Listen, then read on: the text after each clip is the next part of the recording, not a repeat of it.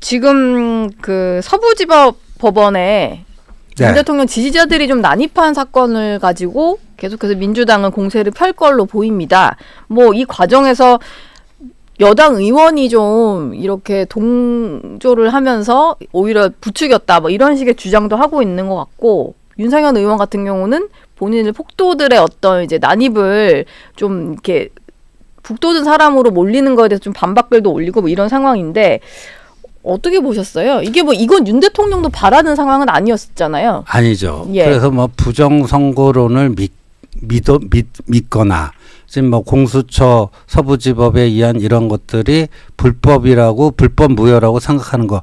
대한민국이 자유민주주의 국가니까 네. 그런 식의 생각을 할 수도 있고 그런 식의 표현을 할 수도 있다라고 봅니다. 네. 그러나 폭력 행사는 완전히 차원이 달라지는 거죠. 근데 제가 이거 굉장히 심각하다 해서 쭉 좀 이 관련된 것들을 들여다봤더니 이게 우발적 그 사고는 아니었다. 네.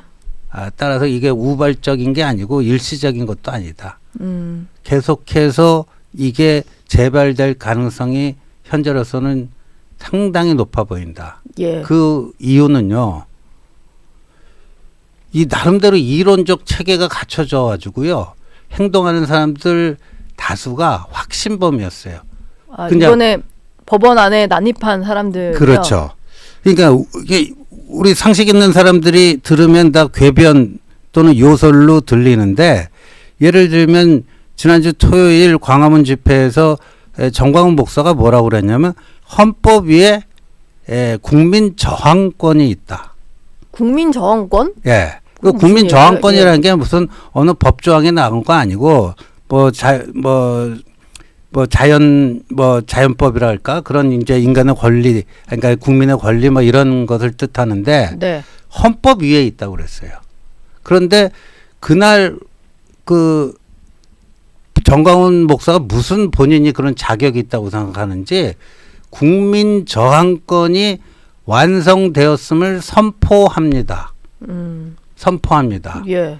그리고 그날 그 광화문 집회가 점심 나절에 있고 서부지법에서 영장실질심사가 오후 2시부터인가 열렸잖아요. 예. 그 광화문 집회 끝나고 다 그쪽으로 많이 이동을 했는데 그 자통당 분들이 여기 있는 분들 거기 바로 가라. 가지 않으면 무슨 뭐 형사상 뭐를 하겠다라는 등. 근데 그 국민 저항권이라는 건 뭐냐면 헌법 위에 있기 때문에 그 정광훈 목사가 4.19 혁명을 여기다 끌어들이더라고요. 아, 그래요? 4.19 혁명이 예. 우리 역사상 국민 저항권이 발동돼서 성공한 사례다. 요번에 우리도 그렇게 해야 된다. 예. 그러면서 네. 구치소에 갇혀 있는 윤석열 대통령을 우리가 꺼낼 수가 있다. 그리고 자기 뭐 유튜브 설교 이런 데서는 그래서 이번 주 토요일, 25일인가요? 예. 뭐 1,000만 명을 모아야 된다.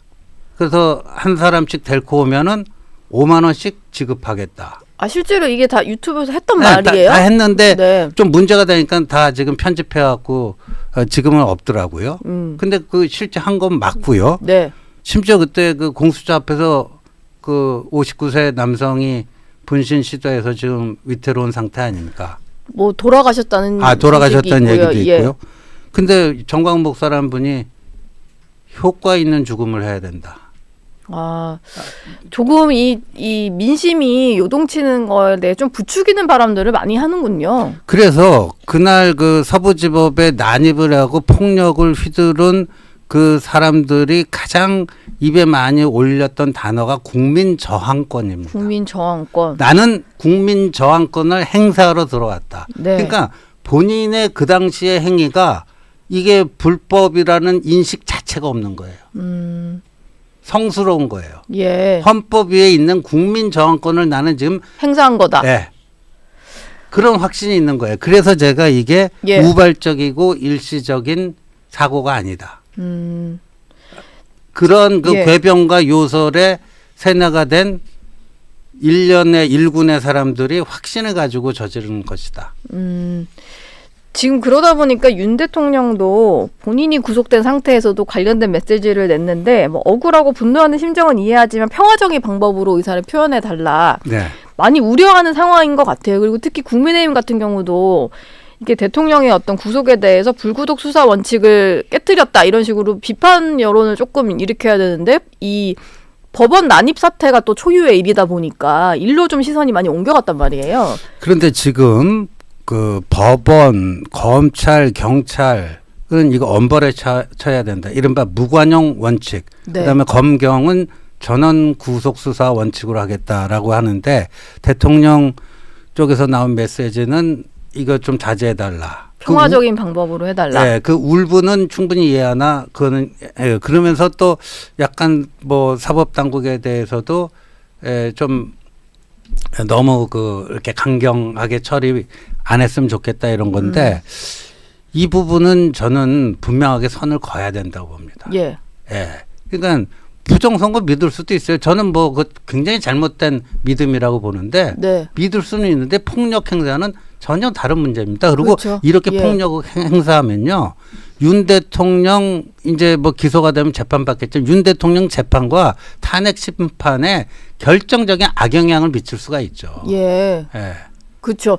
대통령의 어떤 구속만으로 이렇게 법원 문을 부수고 벽을 깨부수고 들어갈 이런 정도인데 네. 그게 다 영향을 미칠 수가 있죠. 이게 이분들은요. 119 혁명이라고 해요. 예. 그날이 1월 19일 아니에요. 네. 4.19 혁명처럼 119 혁명이라고 하더라고요. 일단 좀 모두가 폭력은 안 된다고 하는 상황이니까 네. 이게 조금 정리가 돼야 될 것 같고 앞으로 이런 일이 좀 없어야 될 것 같은데 말씀하신 대로 뭐 추가적으로 많이 인원이 모이자 뭐 이런 식으로 좀 선동하는 사람들이 있어서 이게 또 걱정이 되긴 하네요. 어저께도 비슷한 양상이 헌법재판소에서도 나타났잖아요. 예. 한 명이 월담하다가 체포가 됐고 또 헌법재판소 부근에서 빠루를 소지하고 있는 한 남성이 또 검거가 됐고 그래서 제가 이게 일시적인 게 아니라고 보는 거예요.